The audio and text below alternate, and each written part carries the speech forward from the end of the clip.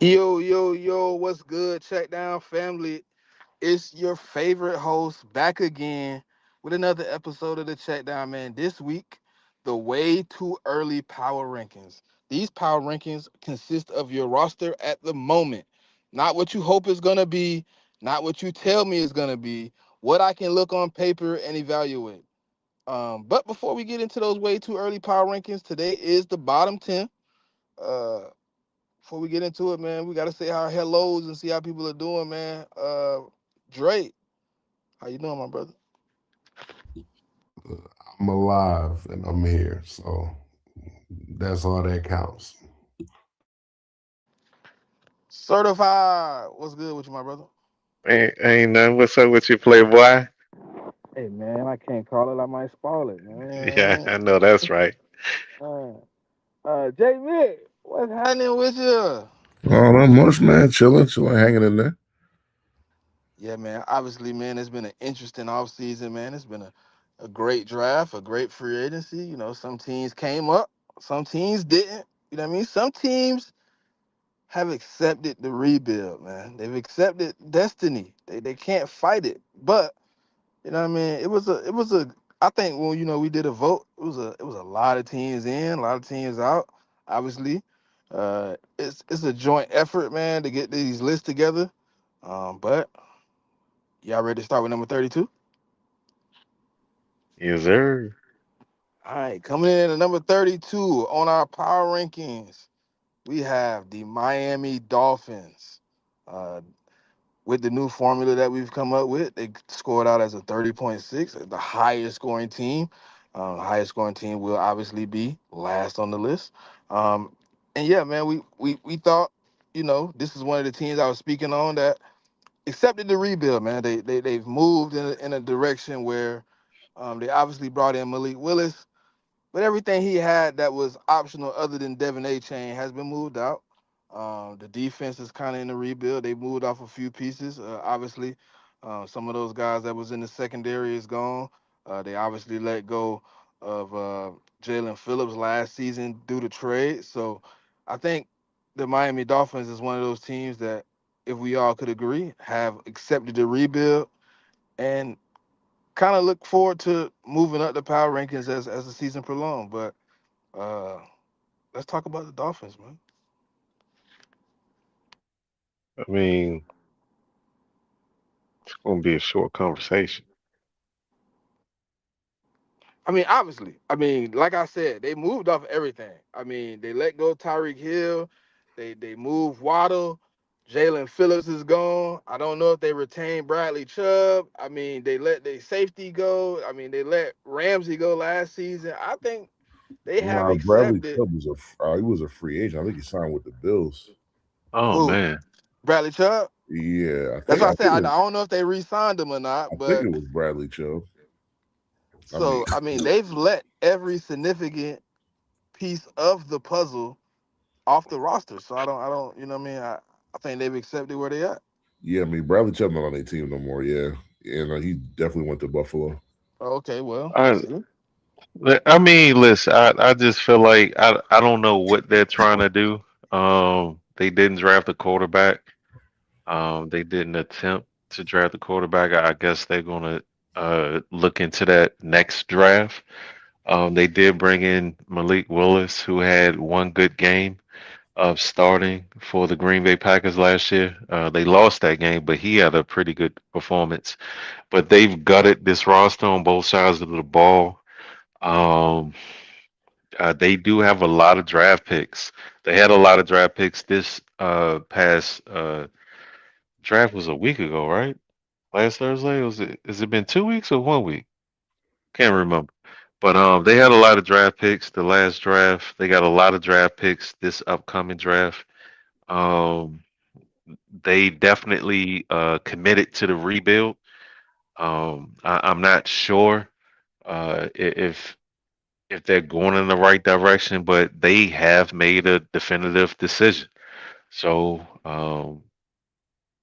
we'll see some really good bad football from Miami, but I'm happy about that because they're on my schedule this year. I think. I think their defense could still be like a tough, scrappy defense, though. I think I like Halfley as a defensive mind, and with him being the head coach over there, like I do think their defense would be all right. But yeah, I don't think they have the talent. I do agree that they've kind of just well, I don't know if they're 100% tanking, but they should be. Let's put it that way. I think the 3 year deal to me certified is definitely the reason they didn't address quarterback. I think they are gonna give Malik Willis at least 2 seasons. So if you see them address it next season, possibly if he doesn't look good this year, I mean, obviously you didn't give him a lot to work with coming into the season.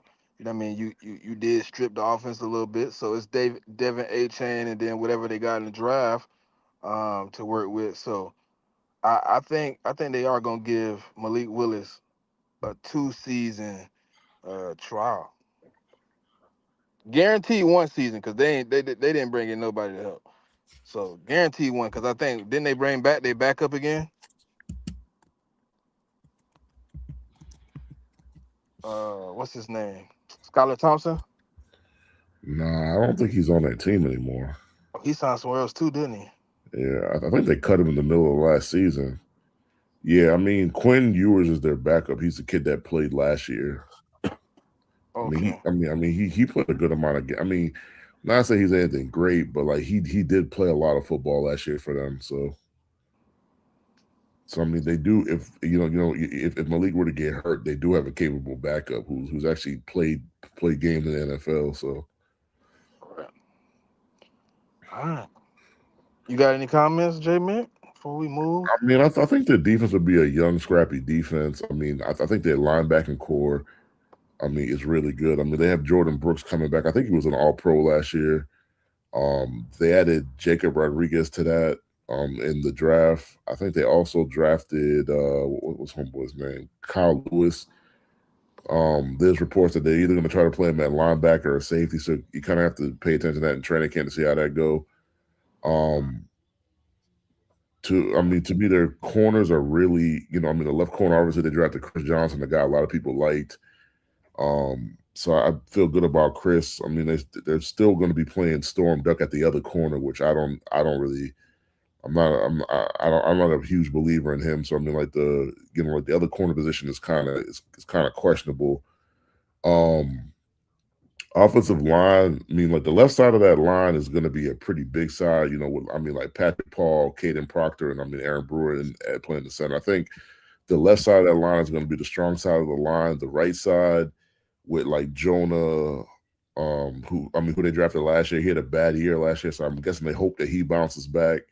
And then Austin Jackson, who if he's healthy, he's been pretty good for them. So I think, like to me, they have a solid foundation in terms of like in the trends on both sides of the ball. It's just, they had a lot of draft picks this year. I think they had a pretty good draft. I mean, they had a bunch of picks. And they got to follow it up next year in the draft, and like maybe in that 26, not 26, maybe the 27, 28 season, they'll be competing again. All right. So that's the Dolphins at 32. Hey man, I tell all the viewers, man, I'm sorry about this next slide. It's not sized right. I made a mistake. So if you're watching your phone upright, it'll be sized perfectly. If you're watching it sideways, yeah, it ain't gonna be right. But we got the Jets coming in at 31. They scored a 28.6 on the scale. I mean, Jesus Christ, where do I start at with this team? I mean, I don't know if they've accepted the rebuild though. I think they're still trying to fight. I think they're still trying to improve on what they did last season. Um, I think Aaron Glenn has no choice but to improve on what he did last season. But let's talk about the Jets.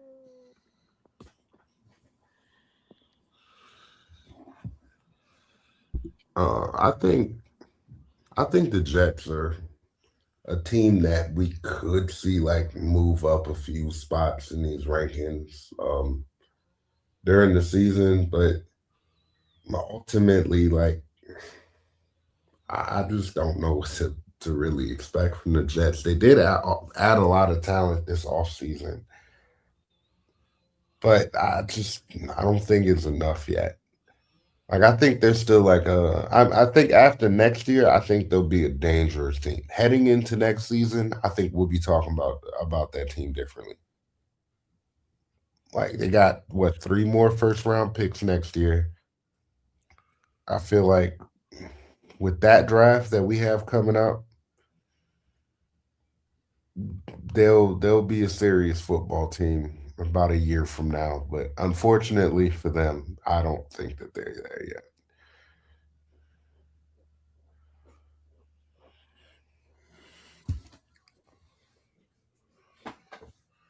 But this was a tie, right? 30-31. Um, we 30 and 31. I think I don't remember, but I think we talked about it for Yes, a yes, good. yes. It's a tie. It's a tie. So the Okay, teams are basically like interchangeable anyway. Yeah, yeah. well, that's another way of putting it. I mean, I personally look at the Jets a lot like I did the Dolphins. They have certain aspects of their team that are good. Um, like I think one of the strong points of their team is their offensive line because they've been building through the draft for the last couple of years. I mean, the two tackles are high first round picks. I think their question on the line is their guard position, like how that how that pans out. I mean, because I know Joe Tippmann was with the team last year, so he's going to be playing right guard. Dylan Parham is going to be playing left, and Josh Myers in the middle. Um, so if they can get the guard position together, I think that'll be a good offensive line for. I mean, Brees Hall to run behind and Geno Smith to pass behind.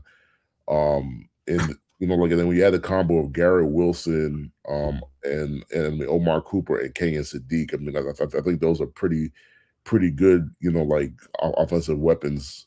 I mean, outside of Garrett Wilson, because he's proven it. The other two guys are obviously rookies that coming in, so there's that potential. Um, my biggest question is defensively. Last year they had a problem stopping the run.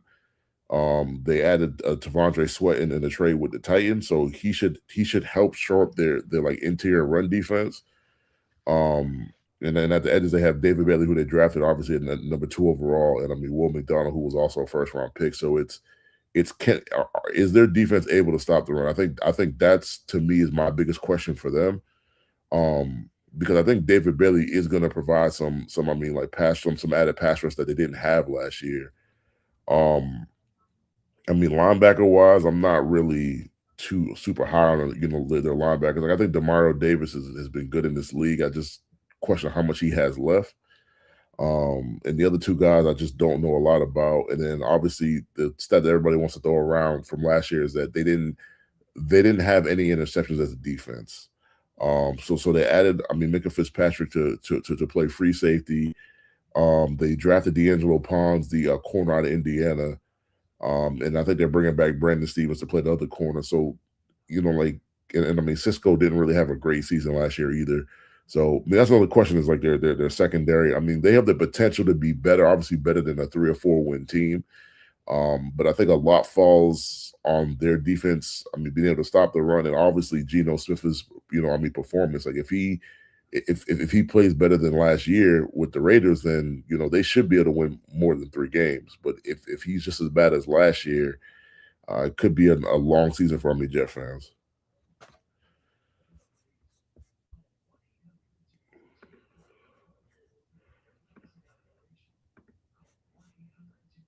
When I look at the Jets, right, it's just like to me, yeah, you right. They do got some pieces. Like I do like Brees. I can't lie, I like Brees. I like Garrett Wilson. You know what I mean? But I look at like the rest of the offense, like it's just like to me, yeah, you brought in some good pieces in this draft, which will help. So I give you that. But I don't know if I got the belief system in that coaching staff for me to even see the best out of this roster. Like I think to me, when I look at the coaching staff, I hate to say it, but Aaron Glenn is a joke, um, and it's apparent that he's not a good head coach at the moment. You know what I mean? He's still learning how to be a leader amongst men, and I just don't know, man. I don't know where I see it at with him, but it's kind of like I'm in a limbo with the Jets because they always so bad. You know what I mean? You never want to say they're gonna be good, but it's just like they should have a better roster than they have with all the draft picks they put in. I mean, but you dumped half your roster. You know what I mean? Half your core, your defense, and then you moved off Justin Fields. So I don't know what direction they headed in, to be honest. They got like Geno Smith and Brady Quinn and all that at the quarterback, and I just don't know. I don't know if they're serious as an organization. I think 31 is a perfect position for them. Um, I think they can improve, but I don't know if they will. That's my opinion.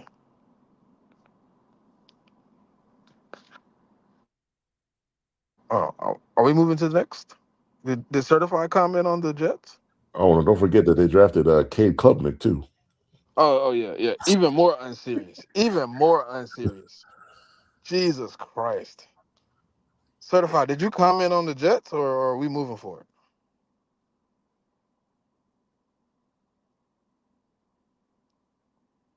Alrighty then. So coming in at number 30, we have the Cardinals, who tied with the Jets with 28.6.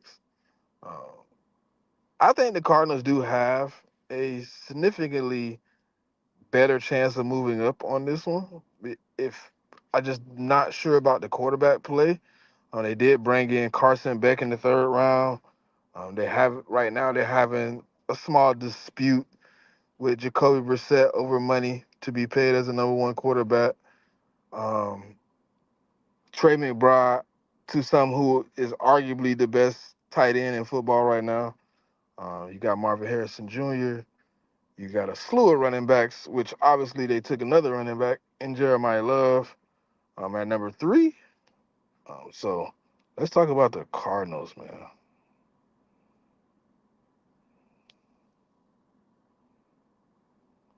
29. I mean, honestly, you said you think they have a better chance to move up than the Jets. Yeah, I don't know, man. I do. I think I give I the like I edge to like the I Jets out you of don't those think two you don't think teams. the Cardinals offense is significantly better than the Jets offense? No, What? Talk to me then. I mean Jacoby Brissett, Geno Smith. Is there a big difference? No. Better offensive line, probably the Jets.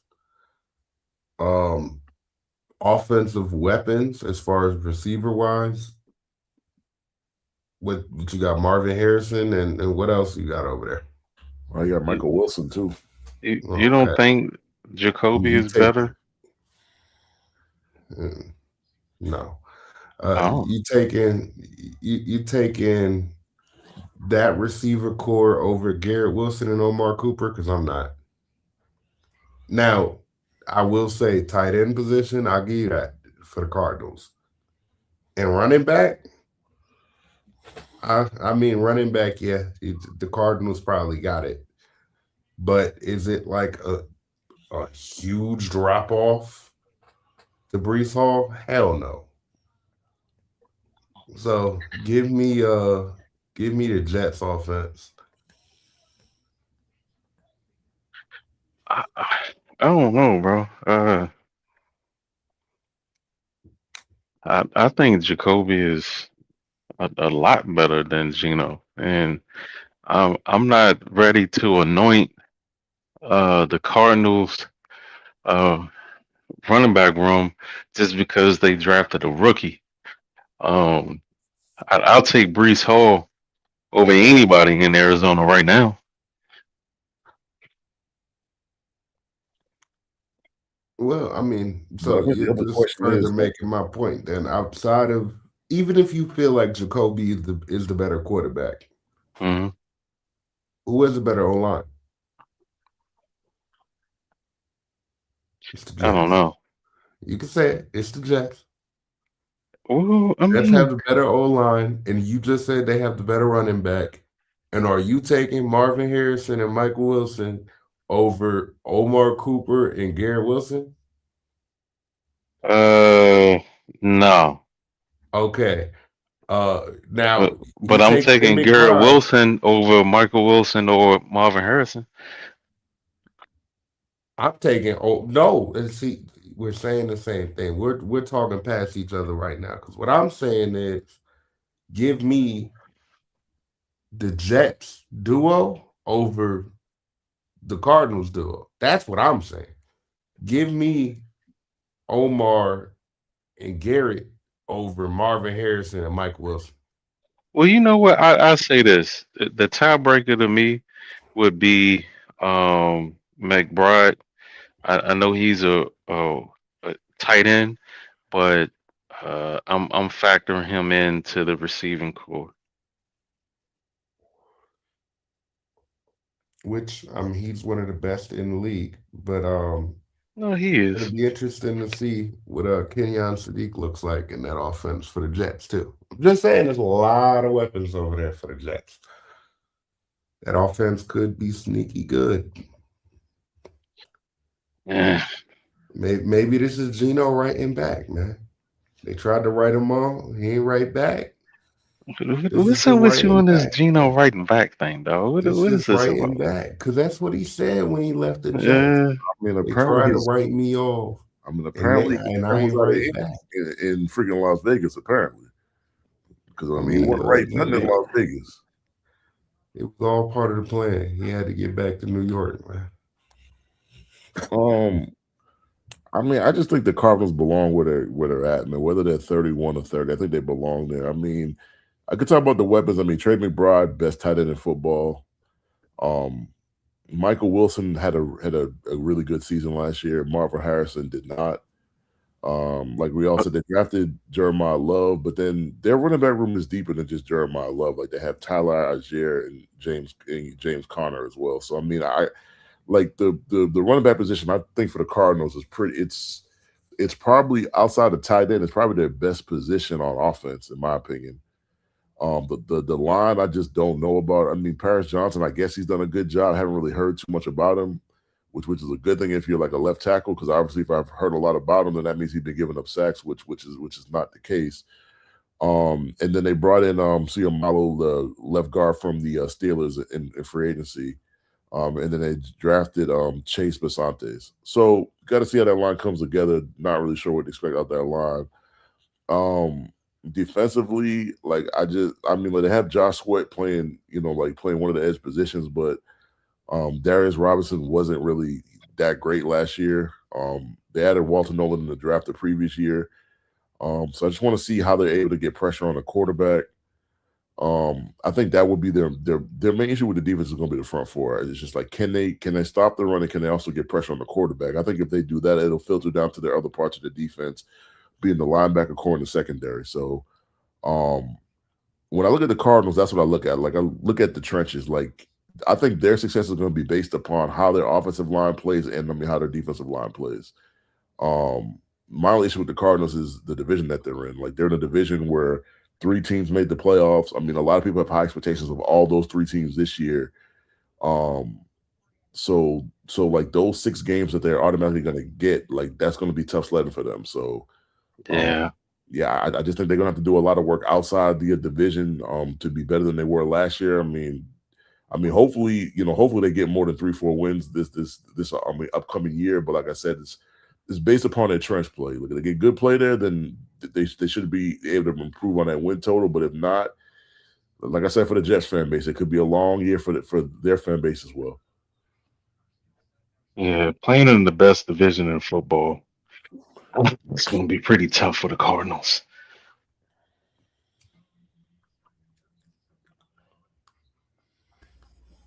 I mean, yeah, they definitely in a tough spot. I mean, they competing with San Francisco, the Rams, and Seattle, the defending champions. I mean, they're in a tough spot to be better in the division. So they definitely gonna have to try to win some of those out of division games.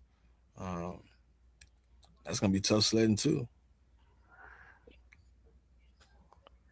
All right, so coming in at 29, we have the Raiders.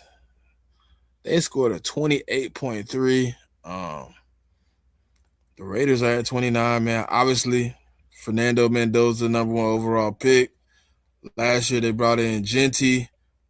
They got Brock Bowers. Um, who did they bring in at quarterback? Wasn't it Kirk Cousins? Mm-hmm. Yep, Kirk's the starter.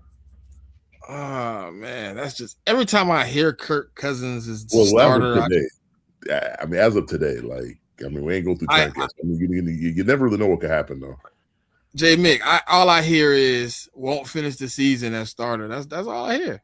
Well, yeah. I mean, Kirk typically doesn't finish the season as a starter, so I wouldn't be surprised if that's the case. Yeah, I mean, but I mean, they went out. You know, I mean, they did get Dre, favorite safety in the draft, to come in and help in Traydon Stukes. They brought in Kieran Crawford. Oh well, outside of Caleb, I guess. And a guy we talked a lot about, man, that they took a really big flyer on, Jamar McCoy, in the 4th round. They brought in everybody's, you know, kind of second favorite running back in Mike Washington Jr., late round pick. So I think they did a really good job of addressing some of the needs. I think they could have maybe addressed the receiver position a little bit better. But I think they did overall a great job in the draft, addressing what they needed to bring in, bringing in some impact guys. And if McCoy works out in the 4th round with the talent that they said he had before the injury, if he can get that back, I think they might have gotten a steal in the draft. But we got to see it first. I'm not putting a whole bunch of stock in, you know what I mean, because the medicals don't lie, and the medicals say it's bad. So, but obviously, they already had a good running back on the team, and then they paired him up with somebody, didn't they? Oh, if I'm not mistaken, didn't they bring somebody in? Is that lemonade? Oh no, my fault. Outside of Mike Washington, didn't they bring somebody? I was pouring a tea, man. That's on me. I told you I'm over here sick, man. I gotta keep fluid. No, bro. I was like, I might be thirsty myself. You made me want to go get a drink, a cold drink. Yeah, I thought you was pouring out some water or something. That's what it sounded like. Some green tea peppermint. Yeah. Peppermint green tea, I guess. Put some eucalyptic in it. Help out a lot. It's already peppermint in here. It's just trying to. Come on, man. I'm just looking out for my good brother. That's all. Okay, they didn't bring another running back, but they did bring in. I forgot to mention Tyler Linderbaum, Quay Walker, Nakobe Dean, and Jalen Naylor. They also, retained Eric Stokes, Malcolm Kuntz, and Ian Thomas. So, well, as far as running backs go, though, I mean, like last year, they drafted. I wonder what they're gonna do with Raheem Mostert. Yeah, I mean, with running backs though, they also like Dylan Labe was a guy that they had signed last year as an undrafted free agent as well. They just had Najee Harris in for a workout too. Yeah, so I mean, I think the running back room is far. I mean, when you add Genty with Washington Jr. and then Dylan Labe, like I think it's a pretty good room.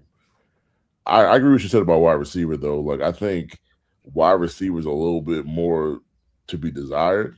I mean, I think Trey Tucker is an okay receiver. I like Jake Beck coming in, coming into the league last year in the draft. I'm not as high as on Jalen Naylor. And then they also drafted Dante Thornton Jr. last year, who's their speed guy. It's just a situation where it's just a lot of unknowns there. I think you got to kind of see how that unit comes together. Obviously, they got Brock Bowers. If Brock stays healthy, I mean, then you're dealing with Brock Bowers and I mean Michael Meyer. I think that's a good 1-2 combo. The line questionable. I mean, Tyler Linderbaum is going to help that line, but you got to see how that line comes together. I just think the Raiders, they could definitely be better. I mean, maybe 3-4 wins better than they were last year. I think they had 3 wins last year. There's a chance they can creep around the 6 or 7 win mark. It just depends how this whole roster comes together. Tell you what, like looking at this draft, man, they had a great draft. And there's a name you didn't mention, JMIK. It was Malik Benson out of Oregon, who they drafted in the 6th round. Now, I think Malik Benson could be one of those late round sneaky guys that makes his way onto the roster. And he maybe could even be that missing piece for them in the offense. He's a guy that's had a lot of potential for a long time. He's just got caught up in different situations where he's ended up playing football. But I think Malik Benson could be an underrated draft pick for them in the 6th round. Well, we'll have to wait and see what he does when he gets on the field. But I'm looking at this draft, man. I don't. It's not even necessarily that I don't like the talent of the Raiders. I just think it's too early. I think it's going to take a year for them to really gel. And I mean, adding even more talent to it next year isn't going to hurt. But I think this year they could be one of those scrappy teams, especially later in the year, that teams kind of don't want to see down the stretch. But early on, I think there's going to be some growing pains there, and there might be some ugly moments. And I predict that we see Fernando by week 5. Week That's 5. that's my prediction. At the latest, week 5, Fernando is a starter. I don't think we see Fernando unless Kurt gets hurt. Okay. I feel like they have added some serious pieces to the offensive line, um, uh, especially with picking up Lindenbaum mainly. They already have a top wide receiver. They got a good slot. The running back room is pretty decent. And Kurt's a good quarterback. I just don't. And they also have a uh, offensive minded head coach. I don't see, and unless it's like some they've been eliminated, and then it's like week 14 or something like that, and they just want to throw Mendoza out there to see where he is in his progression. I don't see him playing anytime soon.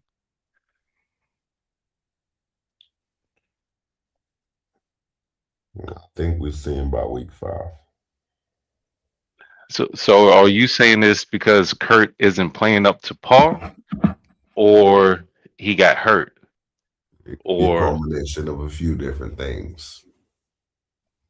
okay? Well, Honestly, like what do you that's just think? the early. I mean, that's an early prediction, but I would like to revisit that conversation once the actual schedule comes out Uh-huh. and we see the order of teams. All right, Right, that's because fair enough. let's say they have a bye week, week 6 or week 7, then it might be week 7, for example, that we or week 8. I mean, that we see him for the first time or whatever. But I I do not think that Kirk Cousins will be the starter for that football team all season next year. How about that? That might be a better way to frame I mean, I agree with that. But we'll revisit once the schedule drop comes out. We're gonna have to see when we get to hand y'all that L this year. I can't wait to see the schedule come out. You were breaking up a little bit, brother. What you say? Something about an L? Yeah. You heard me. You heard me. Nah. Was they? I ain't hearing. Was he breaking up for y'all too? Yeah. Because I didn't hear him clearly. I just wanted to have it on, on film, on tape, what you said, because I don't want to misquote you later Don't on. worry, that Doing it. won't be the last time I say it. Oh, so you don't want to repeat it? That won't be the last time I say that. You'll hear it I thought again. I asked somebody else a no question, but I don't know. All right. What's your opinion on the Raiders, man? Come on, son. I already What's your told you opinion my on the opinion Raiders? on the Raiders. I already told you.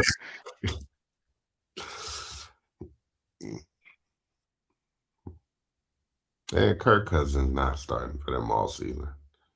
Honestly, I don't even know why they got Kirk Cousins. If he stays healthy, he will. No, stop it. Man, Kirk Cousins ain't about helping develop no quarterback. Kirk Cousins is about going out there. He wants to perform. He wants another contract. He's just like Brett Favre and Aaron Rodgers. His job is not to help Mendoza. His he ain't even think about Mendoza. He gonna go out there and he gonna try to compete. And I think he will. So what you're saying is, to put what you just said in other terms, what Kirk Cousins been doing to the NFL for years is what like Brett Favre was doing to the state of Mississippi. Yeah, Okay. highway robbery.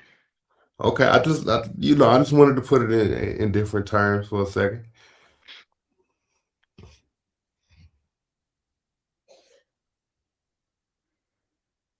Yeah, I just look at the situation like the Patriots situation when they drafted Drake May. Some of that Drake didn't start the year. Jacoby Brissett was there.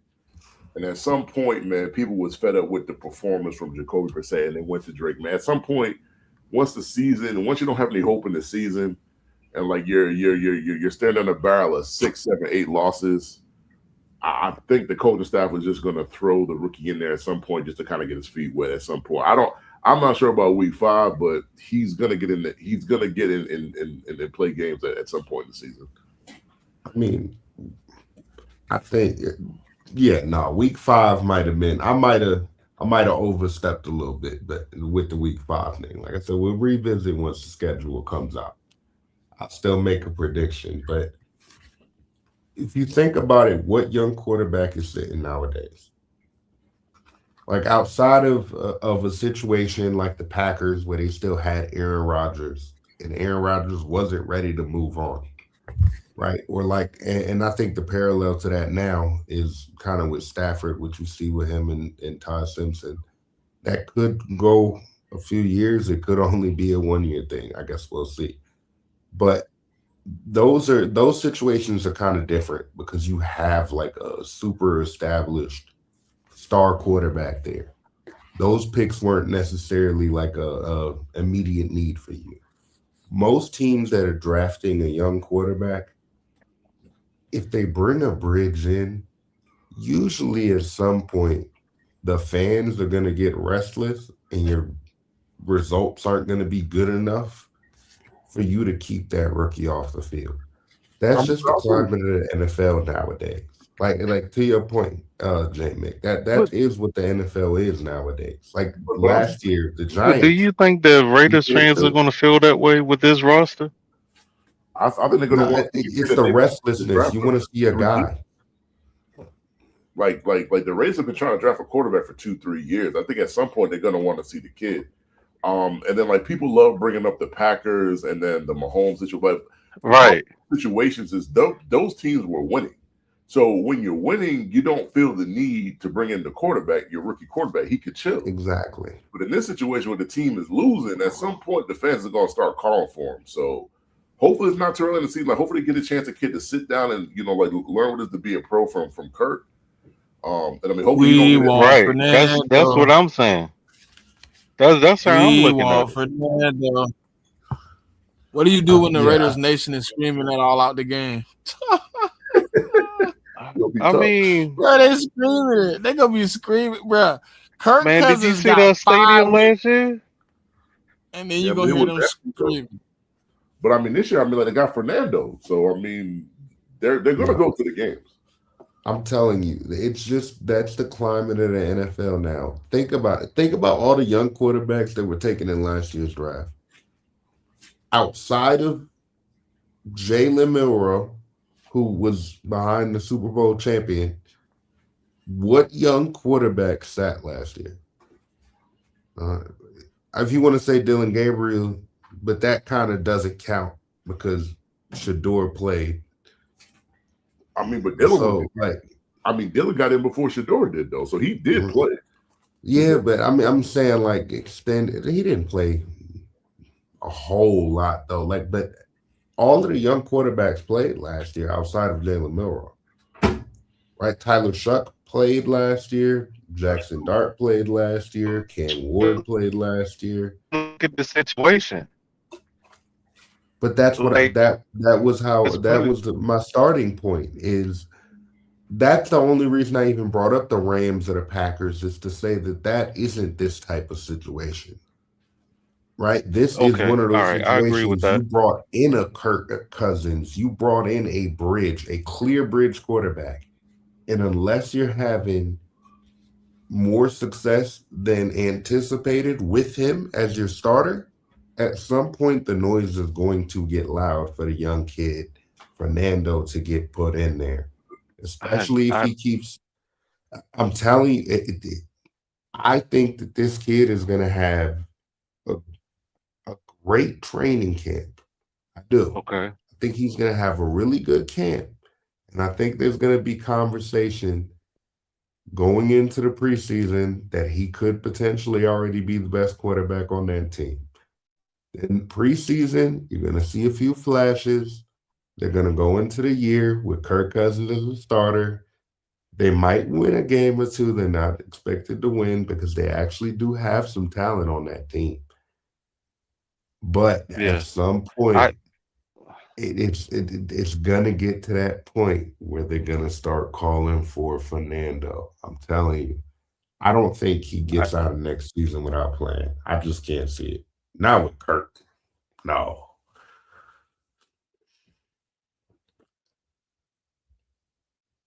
I is the that on the shot right Is he now. breaking up for you, or is that You, Yeah, he's Yeah, breaking yeah, up. yeah. I thought it was just me. I thought it was just I'm me. going okay? through a bad area, but it might be. Can you hear me now? I Yeah, should be. yeah, yeah. No, you can't hear me. No, you good. Yeah, Okay. yeah, you good. Oh, okay. Yeah. So Brady's calling the shots, man, and I I I don't know Tom Brady, but my assessment of him is that he's a strong-willed person.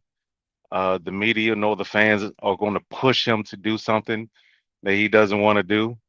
I think that Mendoza is. I honestly believe the only way that we see Mendoza is if they have been eliminated week 13, and then they want to see what they got. Kind of like what's that? Patrick Mahomes situation where he started like the last. I no, he played one game, right? Yeah, he just started the last Well, game of the season because they had clinched the similar to playoff. that. He'll play like the last 3, 4 games of the year, just to see how, like I said before, how he's progressing. As far as what they're teaching him, what they brought Kurt in for a reason. They do not want to start him. They do not want to throw him into the water. Kind of like Jackson Dart. It worked out for the Giants. Tyler Show. It worked out for them. Even with Cam Ward, it usually doesn't work out that way. Usually when they throw it, oh my God, I'm sorry. I my gas jumped a whole dollar. Um,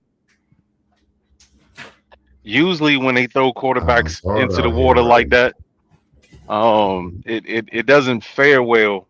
Uh, you throw 3 quarterbacks out there, like 2 of them going to struggle. I felt like this past year was an anomaly. They don't want to take that risk, and I don't blame them. I wouldn't either. I think bringing in Kirk, who is familiar with that system that Kubiak is going to be running, will be great for him. And they can kill 2 birds with one stone. Sit there and let Mendoza learn and also see what they have as far as like the other pieces. See who works in this system and who they need to weed out the guys that don't fit. And I feel like bringing in Kurt fixes that, and it's all going to work out well. I don't think Mendoza's going to play anytime soon, and I think that's the right move. Look, I think we should revisit this conversation after the schedule release when we actually know how, at least the outlook of how things look going throughout the season. So if anybody has any final thoughts on the Raiders, now be that time because we do still got to get through the rest of this list.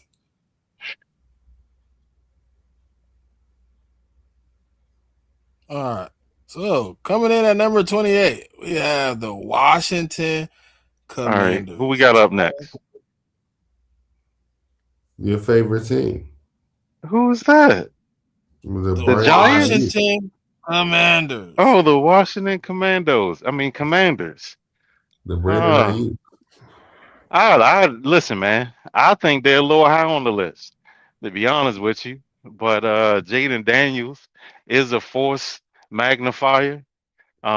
He makes up for a lot of holes that they have on both sides of the ball on that team. As far as rosters go, I feel like the only team on this list that has a worse roster than the Washington Commanders are the Miami Dolphins. If we're going to line the talent up, they have the second worst roster. But you know, but it's more than just roster. You got roster, you got coaching staff. Like, it's like that matters, does it not? Like, it does. Because I mean, if I, well, I mean, that's not really saying much here either. Let's be honest. But I don't want to sit here and talk about Dan Quinn like he's some innovative coach either. He's okay. He's middle of the road. But he's been to a Super Bowl though. Now hold on, slow down, because with a way better roster. Dan Quinn fan either, but he's been to a Super Bowl like with a great roster. I'm not disputing that. I'm just saying that is an accomplishment, and we should give him some credit for that at least. I am giving him credit for going to the Super Bowl with a great roster, which he does not have. Yeah, but didn't he go to the NFC Championship game with the Commanders and the roster wasn't really that good either, though? And has proceeded to do nothing once he lost that great roster. What do you mean proceeded to do nothing? He's a year removed from that. Yes, I was like, year removed from what? I mean, that making the NFC Championship. Yeah, that on the easiest schedule in NFL history. Oh, here we go with the easiest. Okay. Okay. I'm sorry.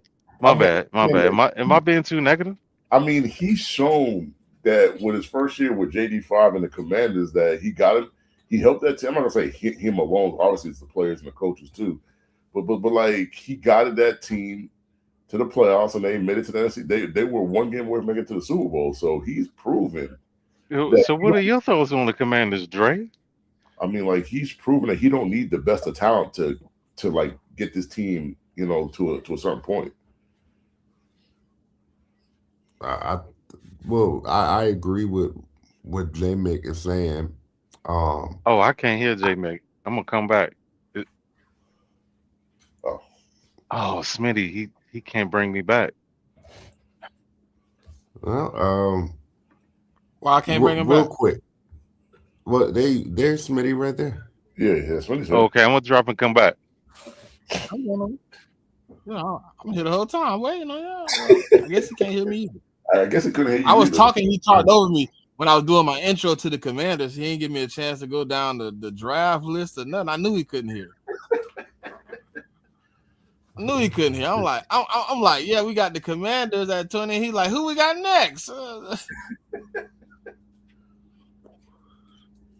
Honestly, all right, but let's get into the draft real quick. So they brought in Sonny Styles, Antonio Williams, Joshua Joseph, Katron Allen, Matt Gublin, and Ethan Kamlakalum. I don't know his damn last name, but yeah.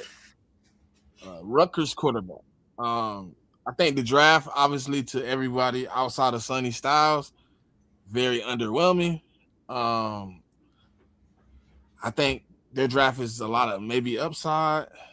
I think they should have got a better running back. I think they needed a different type of receiver. I mean, they needed so much coming into this.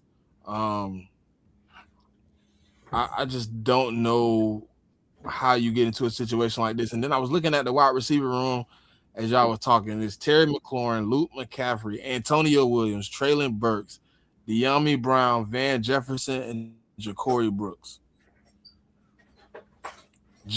And Jalen Lane. Well, I I mean, mean the that they tight yeah. end room, they added Okongwu, but it's still John Bates and Ben Sinnott, who for some reason they don't want to use Ben Sinnott, who I was very high on coming out of that draft. I thought he could have been a nice piece for them, but I mean, I they're don't know pretty what much I don't know. asking I JD5 don't to know what do. it's. Yeah, they're pretty much asking JD5 to do what he did his rookie year. I mean, that's what it seems like. Like they're hoping he's a force multiplier. He makes everybody better, and that he's able to carry that team to wins pretty much. Well, I mean, the Commanders honestly are kind of a wild card to me because you don't really, you really don't know, right? Like they could be absolutely terrible because they don't have a great roster. But I think it was you certified that said it earlier. Your point that Jaden Daniels is that force multiplier, and he just makes guys around him better. Like if he is that guy, we Well, could look back on them being here at 28 and we could look absolutely stupid. But that's why this is an early ranking also. And this will be adjusted. This is just like our base ranking for the year. But the Commanders are a wild card. Like I don't think they're gonna be good, but would I be surprised if they did look better than I expected? No, not at all. now to be clear, I didn't say he makes people better. I say he makes up for the lack of talent that they have, Okay, my athletically. fault. But no, I don't think that he makes anybody else better. He's just a very very special athlete. But it's a lot that plays into where they got to last the season before last. Like they led the league in one score wins.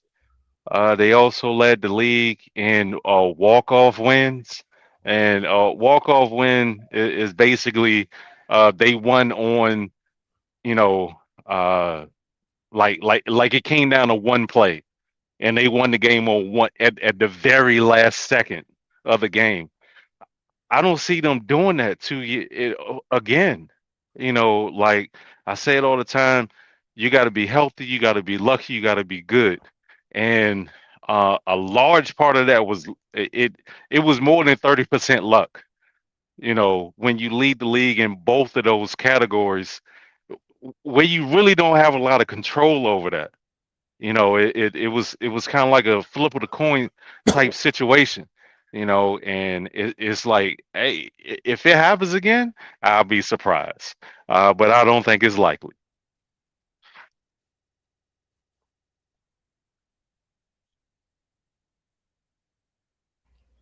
Yeah, I mean,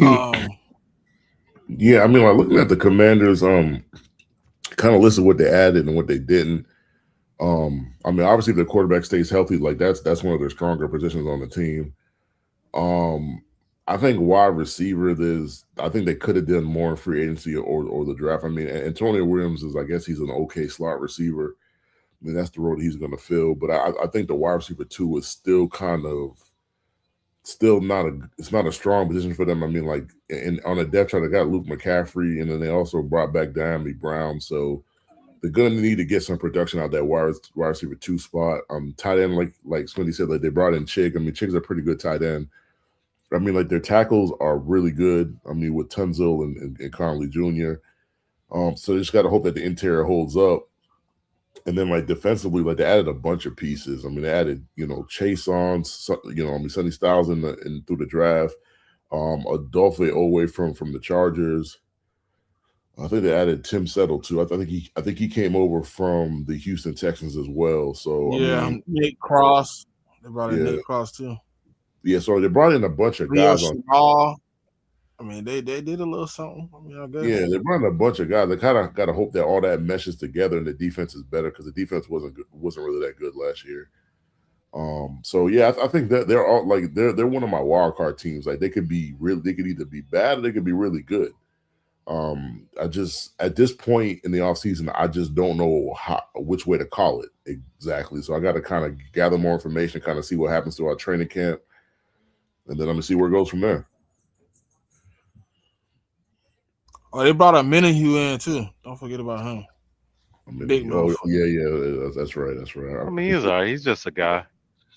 Yeah, I hope he plays He's both of not the even a matchups. starter. I hope he plays. But I hope he does start certified. I hope he does. I pray. But I pray. he's not. Wait a minute. Okay. I feel like I heard a little what was that facetiousness in that comment? Have you been hearing a lot of chitter chatter about Charlie O? No, I hope he starts and he's everything the commander says he is. So what do they say he is? Oh, he's a Super Bowl champion, man. He was like the second or third best player on that defense when they was. They ain't say that. Ain't nobody say that. Hey, listen, man. I'm just a listener, man. I just listen and take notes. I just listen. On a side note, he's gonna bring championship mentality to that defense. I like Charlie, but he's just a guy. He's not even a starter. Former LSU head coach Brian Kelly reveals how AI is helping him prepare for his next coaching job per On3. I mean, he should have kept that to himself. Every day I'm trying to do my due diligence using Claude and AI, asking questions to build some of those answers that I think will be helpful for me as I get in front of an athletic director. Is a quote he gave to USA Today. So yeah, that's just a little bit of a side note, but I thought that was interesting, so thought I would share.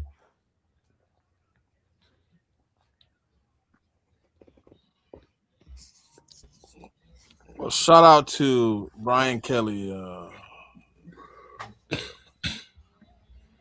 His improvements on himself and AI, his use of even better. But yeah, certified. I want to see Charles Minahu bring championship mentality to that defensive line. And that defense, he's going to be mentality. Interesting. Yeah. You know what's funny, man, and it's like I don't want to take no shots at the Commanders, but I feel like every fan base does this. Like, they get a guy, and they really don't know much about him. But now that he's on their team, he's going to be a difference maker because the team that he left was good. So that automatically makes him good by default. That automatically means that he was a difference maker on that team because he left a good team. But they never asked why did they let him leave then?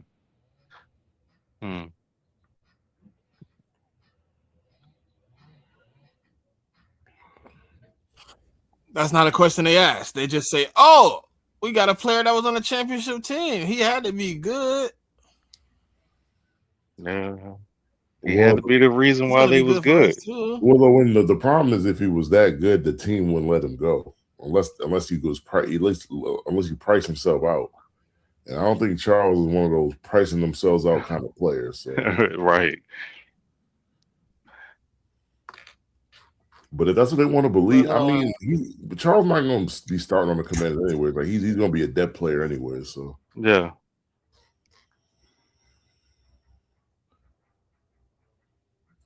All right. Well, you want to move to the next team, guys? Sure. All right. Number 27, we have the Tennessee Titans coming in at 27.6. Obviously, they to me had a really good draft. I mean, I like what they were able to add. They brought in some good talent. They put Their young quarterback Cam Ward, who people said, watching last year, they seen a lot of talent in. They see, the potential of, being able to do some things this year. So they went out and then at the number 4 pick took Carnell Tate. And again in the first round they took Keldrick Folk. Then in the second round they took Anthony Hill Jr. Then they took an offensive guard Fernando Carmona out of Arkansas. Then they took the running back Nick Singleton, who I think people are up and down on. I think he probably could have had a better draft grade with some better performance, but neither here nor there. And I think the steal for them in the draft is Matt Coogan in the 6th round as a center. Um, I like what they were able to do in the draft. Um, let's talk about the Titans, guys. The Titans. The Tennessee used to be Houston Titans. I honestly think Dayball's just building the offense that he was building here. He got like I'm not even trying to be funny, but like I think Carnell Tate is supposed to be his Malik Neighbors. He just got his Wandale Robinson in Wandale Robinson. Like you brought over Bellinger to be a part of that offense. I mean, it's offense he likes to run, but I think he's just looking at it like, okay, I don't have Jackson Dart, but I can still create that same offensive vision that I had even then here in Tennessee with Cam Ward because it's another quarterback that I liked in that draft. So I think the Titans are in an interesting situation where Cam Ward, him going to so many different colleges and taking a route that he took to get to the NFL, I think could be a benefit to him in a situation like this because he's had to learn different offenses and just he's been in so many different circumstances that like he's used to adapting. If he can do that quickly, they can have success on the offensive side of the ball. To me, the bigger question comes on the defensive side of the ball and how that side looks this year. You would think it should look good with Solid there, but I gotta see it first. I don't know. I still got some questions on that side of the ball.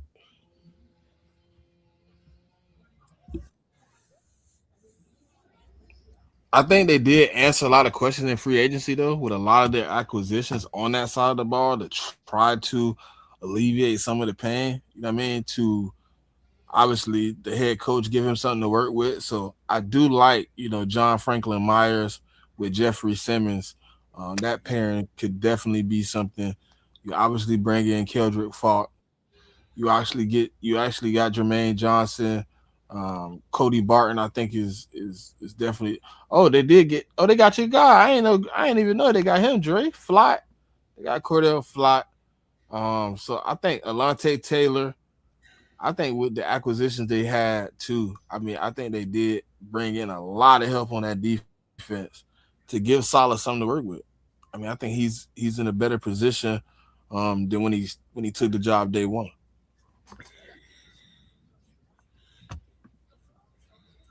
Oh yeah, no, they definitely got better this all season. I just don't know if it's gonna be good enough for them to be one of the better teams in the NFL. Like I could see them maybe moving up into the high 20s at some point or the low 20s at some point in the season. But I don't think we're ever going to be talking about the Titans in like true playoff contention this year. Not in the, I mean, not when they got to play against the Tuscaloosa Texans twice a year. Come on, man. Oh, brother. You know what happens when they see the. You know what's gonna happen when they see the Tuscaloosa Oh, Texans, man. brother. Hey, we gonna have some arguments when it gets to them, the Tuscaloosa Texans. But that's down the line. What's your thoughts on Anyone? Tennessee's defense? Yeah, yeah. 35? I got it. I think they got the best defense in the league, and it's not close. The Titans? Tennessee. Yeah. We ain't say the Texans. We said the Titans. Oh, my bad. I thought he said the Texans. The Sorry. Titans. Um, I think the Titans uh are kind of in a similar situation as the Jets, where they have a lot of talent, but they're not ready to compete. And I'm just balancing it out because they have Cam Ward. Uh, I feel like he is a lightweight force multiplier. Uh, but we will see what he looks like now that the league has a whole year of film to break down to see what he likes to do and what he doesn't like to do. But I can't deny what I saw last year. I feel like he exceeded expectations. But as a roster, um, I have a lot of questions. I do like what they tried to do in the draft. Robert Saleh is one of my favorite coaches. I don't know if he's a head coach. I do know that he's a phenomenal defensive coordinator, and then they brought in Brian Dable. So th- they are trying to. You know what? I'll compare them to the Raiders. I take that back as far as like the Jets because I don't like the Jets coaching staff and I don't like that quarterback situation. But I do like the Raiders coaching staff. I do like that quarterback situation. I do like the direction that they're going. They're just not ready to compete right now, and I feel like that's what Tennessee is. That they're not ready to compete, especially in that division with Houston and and the Jaguars. I would say Indianapolis, but I don't know where they're going to be. They haven't shown any signs of consistency. So we'll see. But I like the direction that they're going. Yeah. So when I look at Tennessee, this team reminds me the most of the Patriots at this time last year.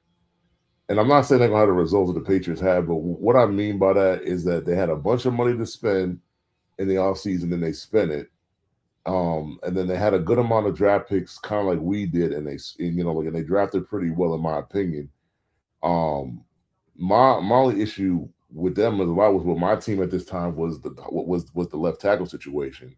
Like right now, they got Dan Moore Jr. who they signed last year in free agency, who used to play with the Steelers. And like the Steelers don't really, Steelers fans don't really talk too high about Dan Moore Jr.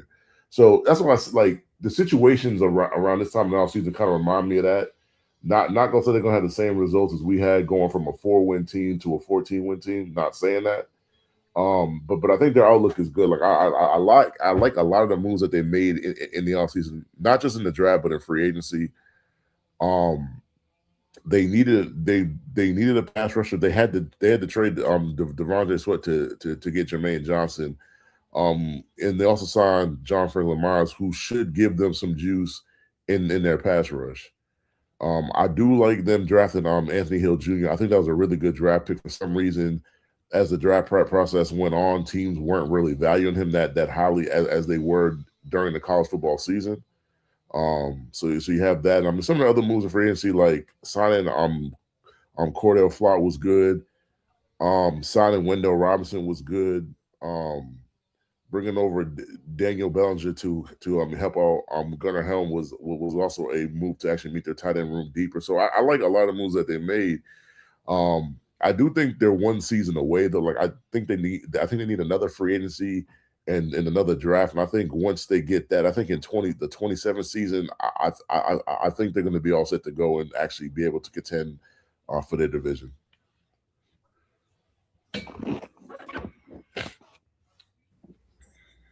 All right, so that's the Tennessee Titans. All right. All right, let's move on to number 26. And we have the Cleveland Browns coming in at 26 with a 26.3. Um, Obviously, A lot of questions at the quarterback position going into this season upcoming. Obviously, there's a lot of chatter about Deshaun Watson stepping in and possibly getting back under the helm of quarterback. Um, but they brought in Spencer Fanu in the draft. They brought in KC Concepcion, Denzel Boston, Emmanuel McNeil Warren. They also brought in Austin Barber, Parker Brailsford, Justin Jefferson, and they were able to get Joe Royer, Cincinnati tight end too. But everybody's favorite combine warrior this year, Taylor Green, with their first pick in the sixth round. Everybody loves what he has the potential to be. Um, Added to this roster. Obviously, they had to revamp the offensive line after pretty much letting the whole offensive line walk this offseason. So let's talk about the Cleveland Browns, man. And they lost their defensive coordinator this offseason also. So the Browns, who has had pretty good defense over the past few seasons, will now be without their previous DC. They'll be moving forward with a new DC. So let's talk about the Browns.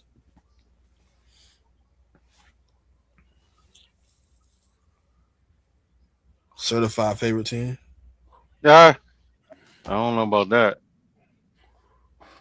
I heard Let me you see. a Cleveland Brown fan, man. Ex Cleveland Brown fan. You gotta start talking to the Commanders fans because they're clearly liars. Um, Let me see. The Browns, man. I feel like now it's just the draft, and until they actually perform, it's just a bunch of names. But I feel like they had a magnificent draft. I feel like they made moves to compete now. They're not trying to mail it in. It appears to me that they've listened to the frustrations of their franchise guy, Miles Garrett, to try to compete in that up and down division. Because I mean, there's no king of that division.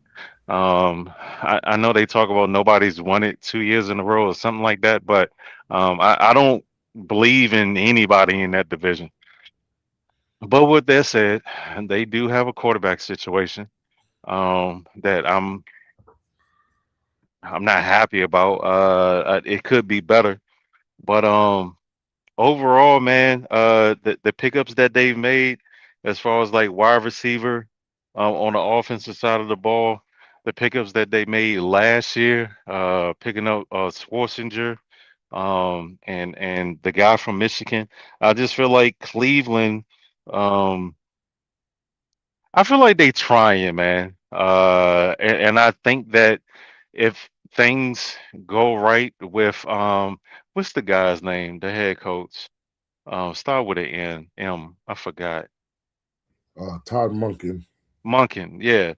Monken. If Monken can get the very best out of this roster, I think the Cleveland Browns can compete, man. I think my only hang up on Cleveland is their quarterback situation and that coaching situation. And that's big. That's very big. But outside of that, I really don't have no complaints about them. I really don't have any worries about them. So I would not be surprised if the Cleveland Browns win this division. It just shows you how thin the margins are in football now, right? Like Exactly. because all of these teams that we're talking about, them being at the back of the rankings doesn't necessarily mean that like you're just absolutely terrible. The Yeah. Dolphins, I think, are absolutely terrible, but I think Yeah. that's also by design, right? Like Yeah. Yeah. Yeah. The Cardinals, like I think they're gonna be terrible, but I think that's by design. A team that's actually, I think the Cardinals can't figure it out. They've I mean, drafted very well, but the coaching staff part, they haven't been able to figure that out ever since they let the guy that well, won they the give you a Bucks decade. last championship. They did get Beck in here, and Carson Beck. Maybe he is that quarterback. I don't know. I Hmm. like that pick still. There's something about that pick. I like that one. But the margins are just so thin now in the league. Like it's these teams at the back of the league, they could two or three of them could end up in the playoffs. You Yeah. never know. I'm gonna be honest with you. The only team that I feel like had a head scratcher draft was Miami, in my opinion. I feel like there are teams that may or may not have gone for the big names, but they went for a position of need. Um, they clearly wanted the guy that they wanted versus the consensus. But I don't know, man. I feel like every team, except for Miami, uh, kind of tried.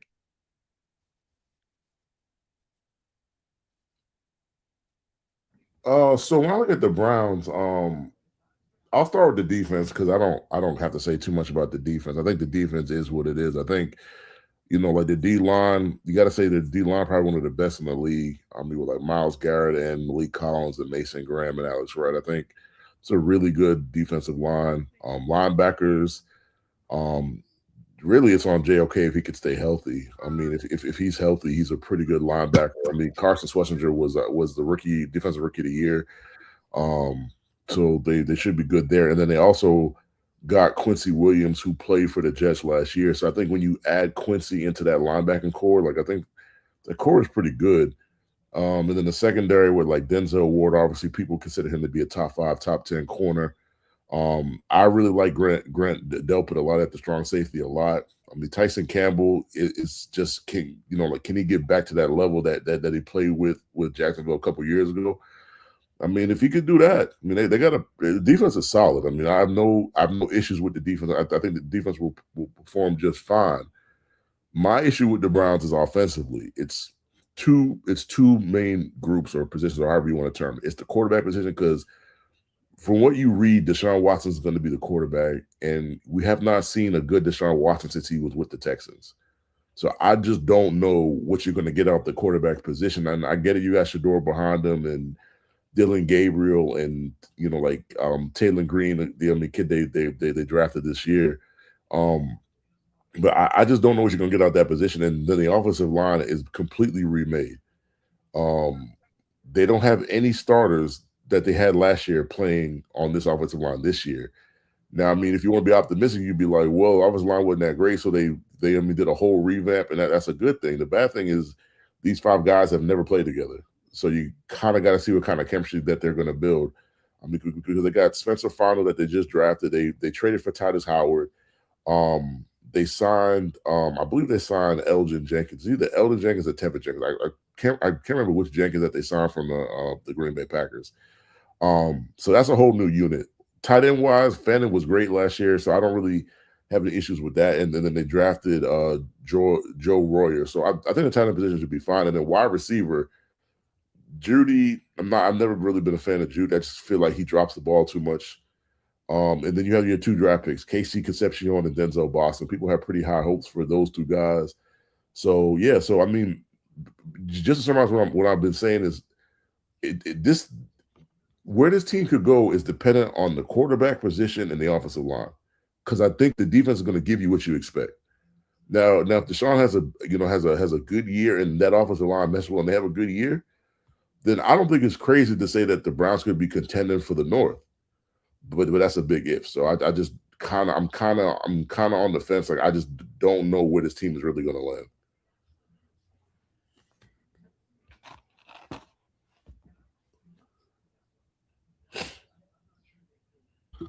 It's also kind of just speaks to what the NFL is right now, right? Like, what do we have? 30 new coaching hires in this past cycle, be that offensive coordinators, defensive coordinators, or head coaches. Like, I just think that when you have that much movement and that much shakeup, you kind of don't know 100% what's coming. right? But these teams, like all these teams that we're talking about right now, have really, really big question marks for the most part. And I think that's what separates these teams from some of the other teams.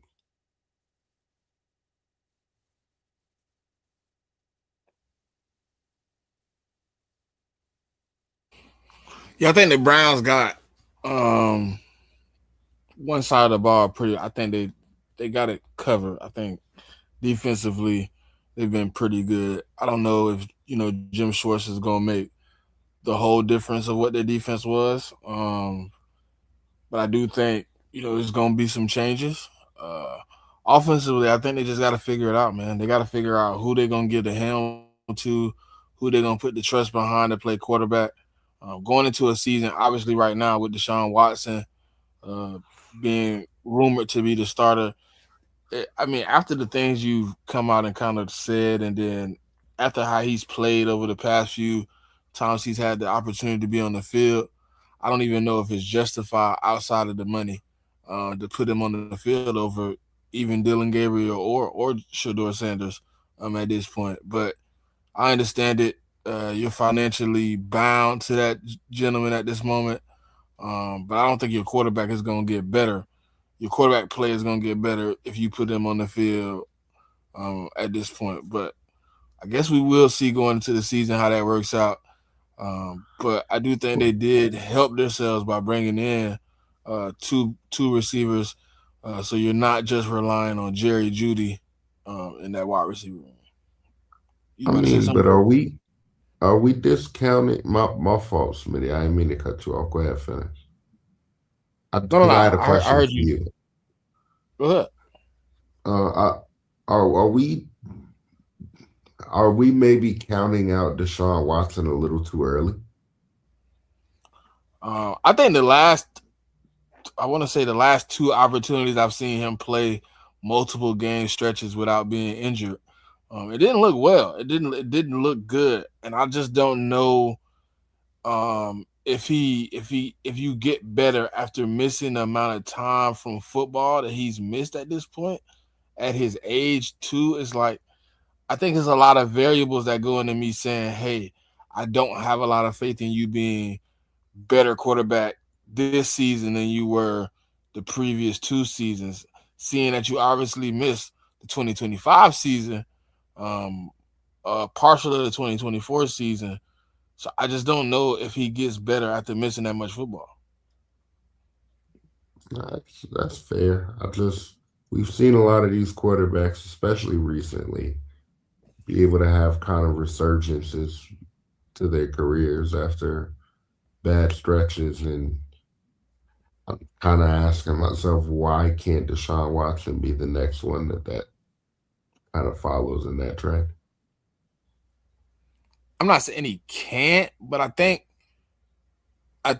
I obviously think the expectations behind the money is first and foremost.